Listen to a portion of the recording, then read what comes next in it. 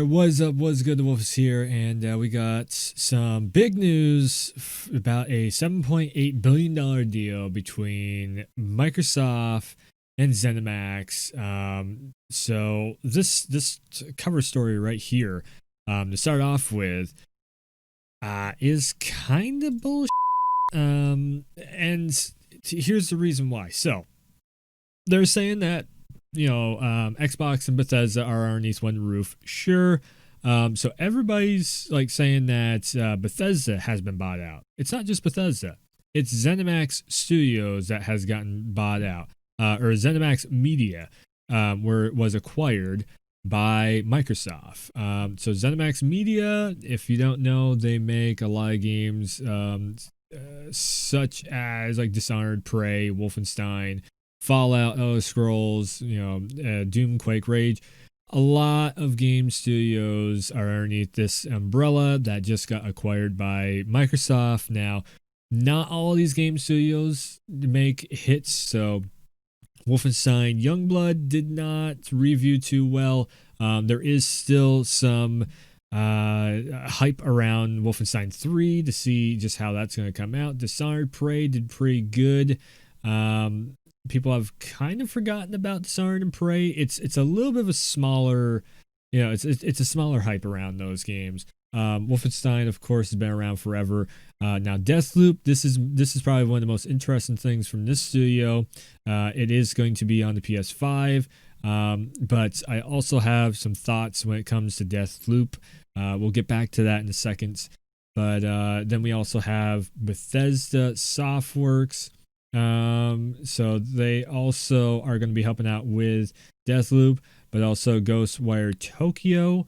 So they're going to be Ghostwire Tokyo is going to be probably the biggest game to focus on in this whole acquiring of ZeniMax by Microsoft, because it is a AAA title. So if a AAA title does not do well on the PS5, where Microsoft is it's basically a Microsoft game at this point because they do own ZeniMax. Will we ever see another ZeniMax Bethesda creation over on the PS5? Will they hold true to this whole thing of that they're going to be they're going to be keeping? It says it's not this article, but there's another article where they specifically try and state that they are going to be having PS5 games, also underneath, the ZeniMax Studios profile. I think corporate greed is going to really kick in there. I don't see why they would keep pushing games like the next Doom, the next Quake, or the next Rage, I should say. Quake hasn't been on the console in a long time. But the next Doom, the next maybe even Evil Within 3, the next Elder Scrolls, all that stuff could be exclusive to PC and Xbox. Now, I would say the majority of player base for something like a Fallout or a Elder Scrolls, I know that Doom, especially, those were all like Doom is a benchmark game for the PC. So a lot of people bought Doom on the PC. With graphics cards, with computer bundles, with stuff like that when they were trying to get into PC gaming. Now, Elder Scrolls and Fallout, absolutely, those are PC oriented games. They are made to be played on a PC and modded like crazy because the modding community for Bethesda is insane. It's probably the biggest community out there on the PC side of things. Capcom has a huge one also, but definitely Bethesda wins the war of modding. It's software, of course. The id engine. I don't know if other developers are going to work with the id engine. We're games. All right. So I don't know if they're going to be really outsourcing this engine to all of Microsoft. I mean, if developers want to work with the engine, sure, but that doesn't mean that developers know how to work with this engine. So it could be a sloppy job if they do work with this game engine. So again, Doom Eternal was probably one of the biggest games to come out. It was a 2020 release. So this game came out, I remember, just before like all this pandemic stuff hit. and it was huge. It did really well. It was a really well put together game. Unfortunately, they lost one of the big brains behind Doom. This latest reboot was Mick Gordon. Just when you're running through and you got that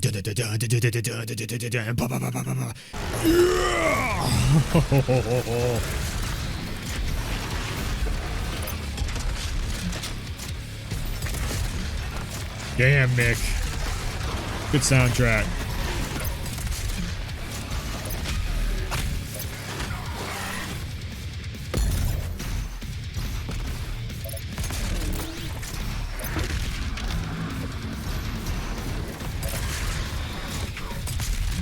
And you got the soundtrack and the gameplay working together. It makes the Doom experience in this current gen day and age and everything. They have lost Mick Gordon on the soundtrack, so I don't know how well the next Doom is going to really keep up with that vibe. If it's going to become more wubby music or whatever, and you're instead of like a metal, like kick-ass metal, I'm coming through and beating everything down. We'll see. We'll see how that works. Rage, that one didn't do all that great. It was, I think the hype felt like it broke even with the hype. Like it, and I don't mean broke even on profits. I mean like it came out and everybody was like, yeah, okay. Very, very big one just on that fact of, can we see an Evil Within 3? If this game does really good, will it be on all platforms? If Ghostwire Tokyo does actually do something decent, or is Microsoft just going to be like, nope, we're just going to kill the studio off, and just turn it Tango into, take these developers, push them into another studio or something. Which they could very well do it, but I think the fans really want to see Evil Within 3. Everybody really wants to see that game, like the full trilogy for Evil Within, get made while they still have all the developers in the same studio. Because Evil Within was actually a really solid Resident Evil almost competitor. It was Resident Evil, but it was a different take on Resident Evil, which is really, really awesome to see that. Somebody else doing the Resident Evil kind of format. With story driven and some puzzles here and there, and just like this over your shoulder, third person camera. It felt very Resident Evil 5 and 6ish, with some action and everything. So it would be very interesting to see them come out with a Evil Within 3, close out the trilogy, at least at least get the trilogy made. And then Ghostwire Tokyo, like I said, who knows? Some people like it, some people don't. It's kind of, people don't really know what is going on with it. Like, is it going to hit? Ghostwire Tokyo really needs, and also Deathloop, they really need like the streamer community to pick it up like they did with Fall Guys and Among Us. So let's go over to Zenimax Online. So the online studios, Elder Scrolls, I mean, they've already kind of lied about one thing with the Elder Scrolls. Online studios, because ESO literally would not exist without you. Watching you play still the game, exists? streaming, telling stories, hearing your feedback. Who the fuck plays we ESO? Understand that you are the most important part. You have a player base of like 10 people. Thank you for They making forgot to ESO cancel their subscription extraordinary and delete their adventure credit card out of the game system. The past year has been a huge success for ESO. More Game of the Year awards. Game of the Year awards. Okay, let's see. Elder Scrolls Online. Oh, there it goes. Game of the Year. Okay. Wait. Where's the Game of the Year awards? They got to be here somewheres. Wait a sec. Did he even win one? Question marks? Maybe? Anything? So many, in fact, that we recently. So many, in fact. Game of the Year. What? Capacity just to support what the fuck Game of the Year award did they win?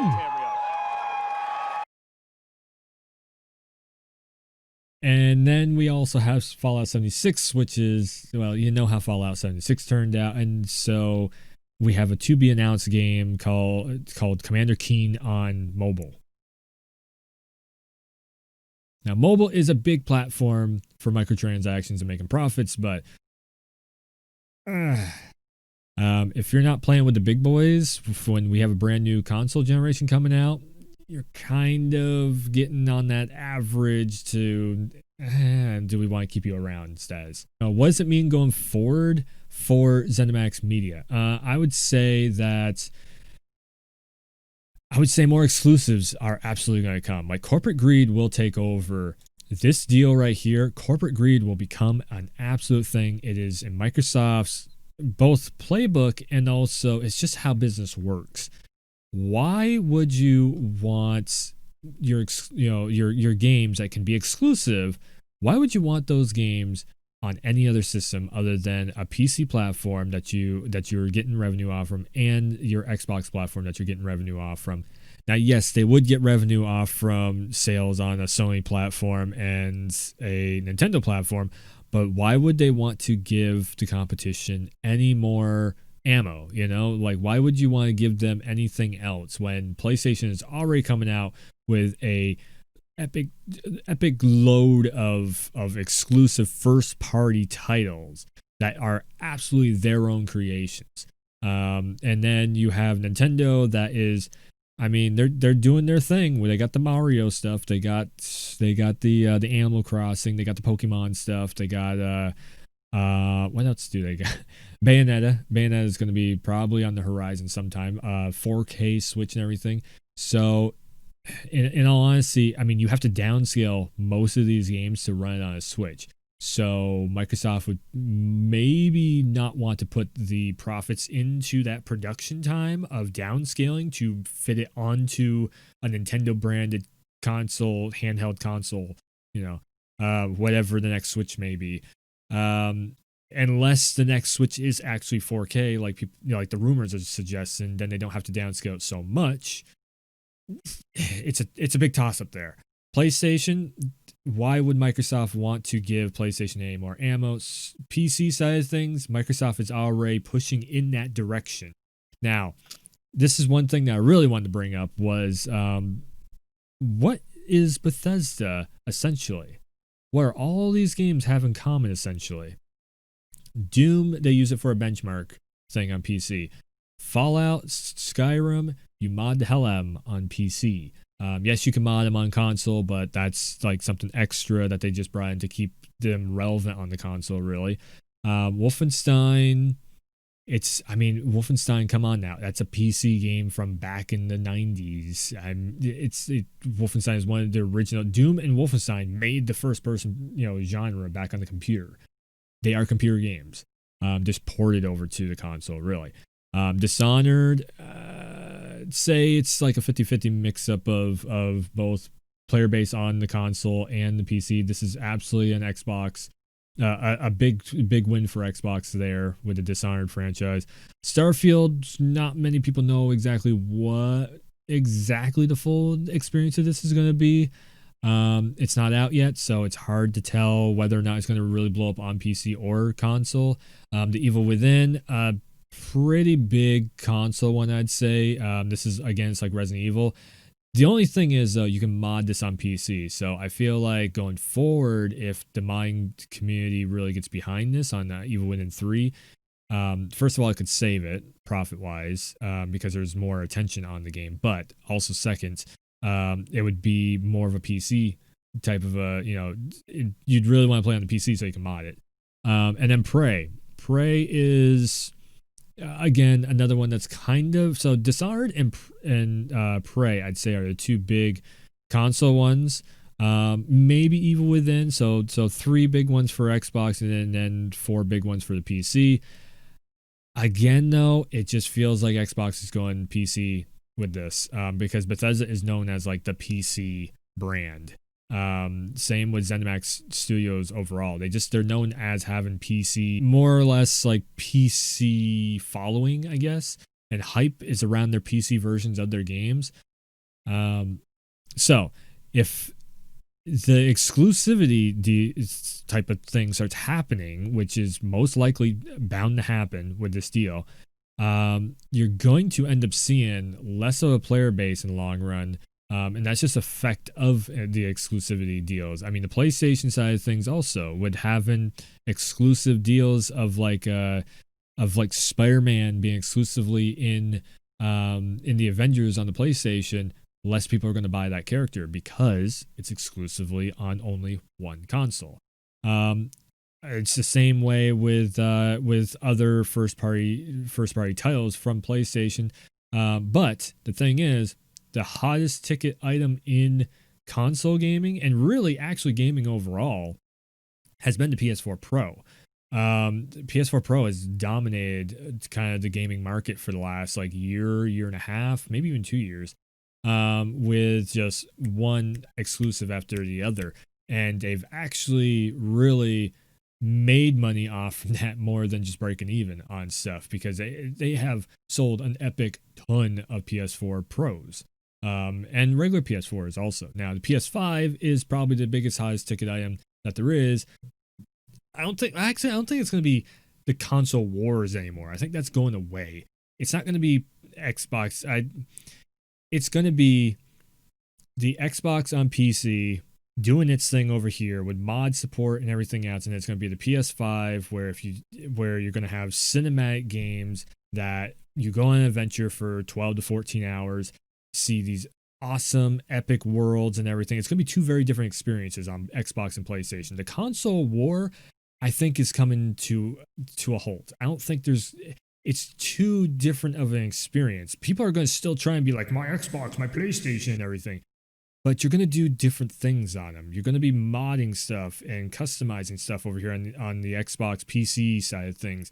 You're going to be running around in, some hopefully optimal settings in the games, but also going on an adventure that you can just you get home from work, you're tired, you just want to run around and beat the shit out of some goobly goblins or whatever in a God of War game or something, or swing around New York City as Spider-Man or whatever. It's just something you pop on and play, and that's that's the thing right there. Boom. So two very different experiences that I see Xbox and PlayStation kind of doing, but I absolutely see Xbox going PC oriented for that customization, for that online connectivity. I wouldn't say so. Here's the other part of this too, is that people are probably thinking, well, competitive is going to be all PC. The amount of cheaters and easy to hack stuff in competitive on PC, I think the competitive side of things, if you really want to be competitive outside of like tournaments and stuff, if you're trying to do like clan wars and Call of Duty or whatever, you're going to want to stick with the PlayStation because it's still going to be harder for hackers to be there. The cross-play makes it easier for hackers to be in your lobbies because, Warzone is a prime example of that. We still see hackers all the time, mostly from the PC side of things, because it's easier to do it on that. You don't have to, JTAG a motherboard or whatever out or do custom firmware or whatever and keep stealth patching and this and that stuff like you do on the PlayStation. You can just you can run stuff underneath the radar on the PC side of things. It's because you have full access to driver files and everything. So the other main hot topic of this that popped in my brain was the influence that Microsoft is going to have over any of these publishers that they buy out. Now, influence from a parent company like a Microsoft or a Sony or something can go two ways. It can go very badly or really good. And we've seen this over and over and over again. So there's a reason why PlayStation is like a hot ticket place to make games for. Because if you watch the documentary Raising Kratos, God of War was kind of, it was reinvented in a way of taking it from the very hack and slash arcadey style to this more Dark Soulsy kind of, lock on, take on enemies, and then be able to like combo them and everything. That was a very ambitious thing to do, and very it could go either hit or miss with the fan base because it's a very different take on the kind of the core of the game mechanics. And Sony, they had enough respect, I guess, for the studio, and they were like, okay, we'll fund it. Let's see if it works. If it doesn't work, you're pretty much going to be bust. But we will fund it, and we will let you try it. And there you go, God of War, one of the biggest hit titles of the last few years. Microsoft, on the other hand, when you try and do something, Microsoft will look at it and be like, I don't know, Killer Instinct? We'll see. It's doing good. I don't think it's going to go in the long run. Let's just drop it because I don't think in the long run it's going to do it. Now, back on PS3, Sony had this problem also. Microsoft still kind of has this problem. with the higher ups. I'm not talking Phil Spencer and all that stuff. I'm talking his boss. They have still a lot of influence on this stuff. So the bosses of the bosses, basically. Microsoft is not the greatest company in the world nowadays. You can see it in stuff outside of gaming too, of different really dumb moves that they try and make, and it doesn't always go in their favor. There's been like defense contracts and this and that stuff with U.S. government, whereas like they could have made a bunch of money and they could have actually worked with the government to help make using AI tech. And a lot of people argue this point because it is, it's like politics or whatever. But they could have used their Azure AI tech to help out with making, guidance systems work way better, so you'd have less casualties of civilians. They didn't want to do it just because of politics and everything. Head of Microsoft for you. So it's just little stuff like that, but that influence like that will absolutely go down the Xbox. I mean, it already goes down on Xbox. It's also absolutely going to go down Bethesda and ZeniMax. In the past, also stuff like Xbox Live Arcade, which was also part of Killer Instinct's, uprising. It got shut down because they just didn't believe in it anymore. And instead of trying to innovate and try and do something more with those indie game studios, maybe take a couple of them, put them together, and make a big giant studio, they just shut the whole thing down. And a lot of people had to go working at other studios because of that. Now, recently there was actually hashtag Bring Back KI that happened, and it got worldwide trending. Microsoft didn't do much with it. Rare Replay, I mean, they could bring back Banjo-Kazooie and this and that stuff. They didn't do much with it. Even though Spyro and Crash do amazing numbers, because nostalgia kicks in and they sell like hotcakes. Like, why would you not do stuff like that? Do stuff with, your Rare collection and everything. Perfect Dark, like, why are you not doing something with that? People still love that franchise, It's like, Microsoft has a track record with this stuff, though, of not making the best decisions ever. Now, it is true that ZeniMax did need better management overall, because they have made some dumb moves, like making like a Fallout Online with no story mode built into it, where the player base is the ones that make the story mode, when Fallout is literally oriented around, like, the core of the gameplay is you building the story in this game world that they have created, and then modding the game world and doing even more with it than that. And Elder Scrolls, Elder Scrolls tried to have a story. It just didn't land as hype as it could have been.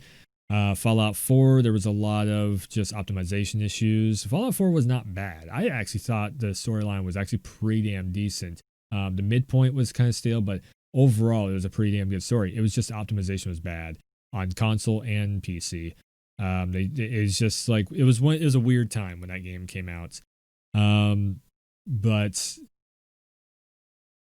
yeah, but it's very true. ZeniMax definitely needs better management. Is Microsoft going to be the answer? I don't think so, because Microsoft also kind of needs better management up in the uppers. So it's a train wreck, really. I mean, how else can you put it? One thing that really has started bugging me actually just tonight about this, while I was like thinking about stuff to put in this video, is that Microsoft and Sony are taking two different approaches at trying to build followers and followings and fan bases and everything, player bases and all that. So PlayStation for the last like 2, maybe 3 years has been building up first party studios and building up these titles, our first party titles, that first party meaning that it's their company, they own the company, and they are trying out ideas that they are funding themselves to try and build something and innovate in game engines, and even how you use a controller to interact in some of these games, and how they can push. Like Days Gone has like 1 million zombies on the screen at one time. How can you push the PS4 Pro to do that? Spider-Man, on a technical level, it should not work, but they made it work. by just having the funding enough to do development time on it. And then you have Microsoft that is turning around and they're just throwing money at studios, being like, you have a lot of studios, let's throw some money at it and see what grows. It's kind of like, well, you need to invest in your own studios before you start buying up everybody else's success. And that's what it feels like. They're trying to buy success instead of innovating to create, and to earn the success.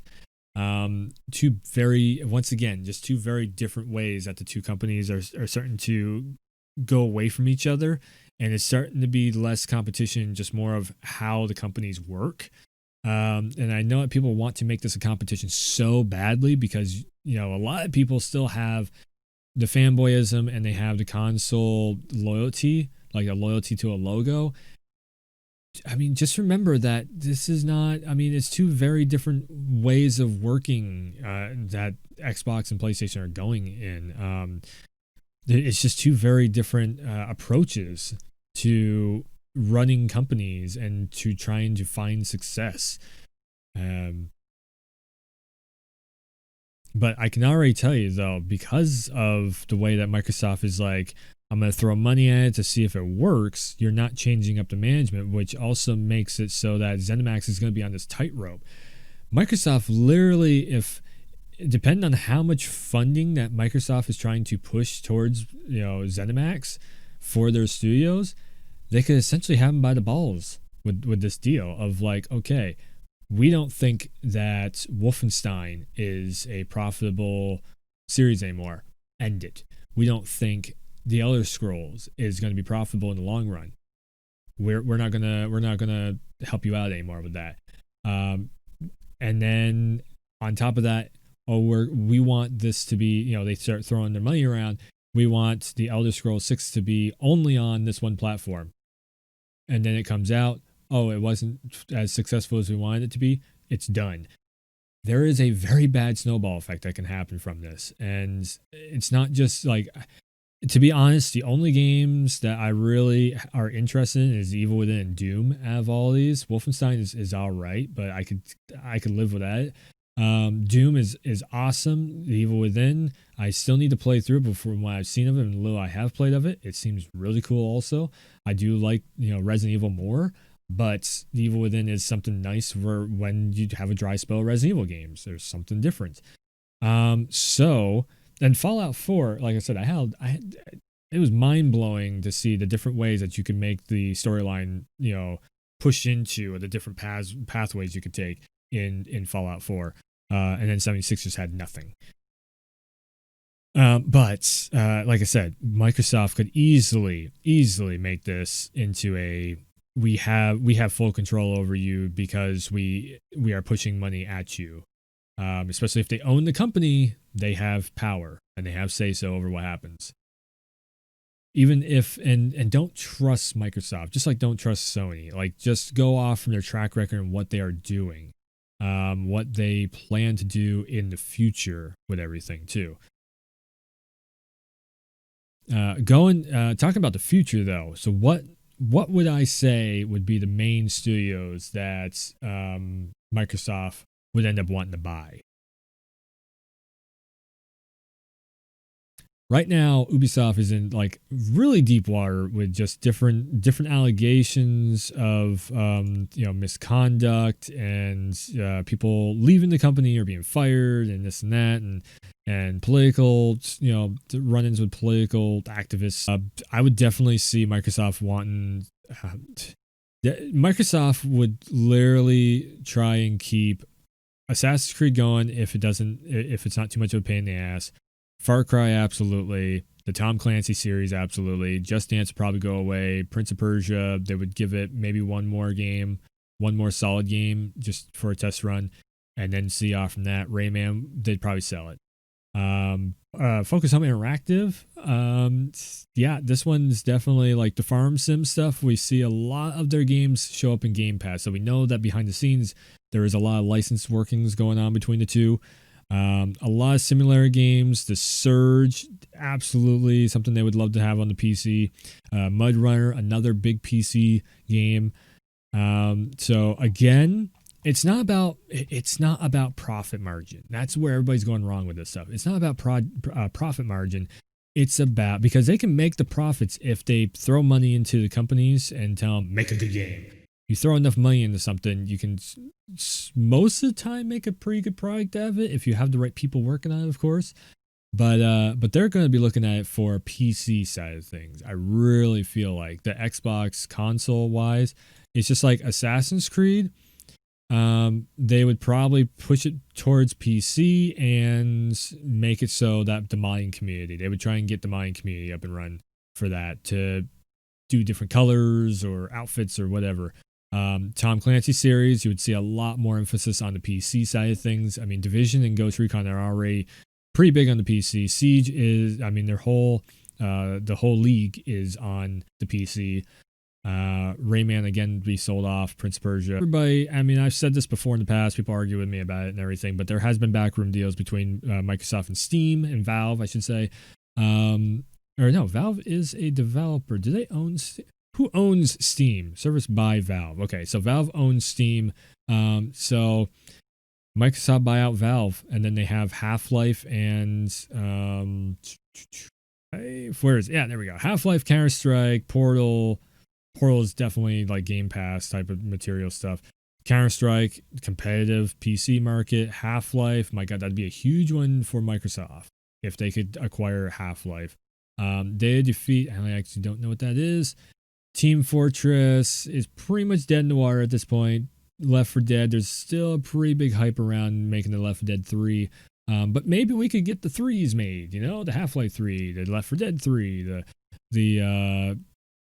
well, I guess technically it'd be a Counter-Strike 3, wouldn't it? Because they had CSGO was the second one. I don't follow Counter-Strike all that much. But the Source Engine also, my God, yeah, they would have the Source Engine at Microsoft. That would be huge if they bought Valve or Steam even. And also if they bought Steam from Valve, they could also have some technically PlayStation first-party titles on an Xbox platform. Interesting to think about with Death Stranding and Horizon Zero Dawn, possibly other games that might come over to Steam and Epic Game Store also. It's like I'm not a fanboy for PlayStation, but they are doing a lot right, and I think that this right here is going to handicap a lot of developers in the long run, just on the fact that Microsoft is going to be like, you know, if PlayStation keeps doing what they're doing, Microsoft is going to get very controlling, because they're going to be very sweaty over the whole thing of, oh, we need to keep up. Which would be really stupid on their part if they did. Hopefully they go with, Microsoft should go in a direction of, we want to innovate on PC. We want to work with NVIDIA. We want to work with this, you know, the new RTX cards and everything. We want to work with AMD and innovate the technology. The same way that PlayStation is trying to innovate on the controller and everything with DualSense and all that. That would be Microsoft's smartest move. I don't see them doing that move. I see them literally just trying to, I mean, is it selling out or is it buying in? I think they're trying to buy in on companies and try and make the biggest profit margin that they can before they. I also kind of feel like Microsoft might just go, if they don't make a profit margin, Microsoft might just go, we're done with gaming. And in the future, this is like 10 years from now, I'm talking. Microsoft might just go, I think we're good. We'll just let Nintendo and PlayStation do the things, and all these storefronts on the PC, they'll keep stuff outside of just the Japanese market.